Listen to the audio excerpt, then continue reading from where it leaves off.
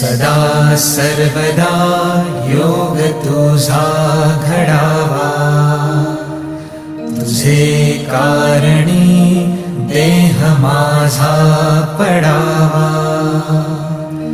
उपेशू नको गुणवंता अनंता, रघुनायका मागणे हेची आता.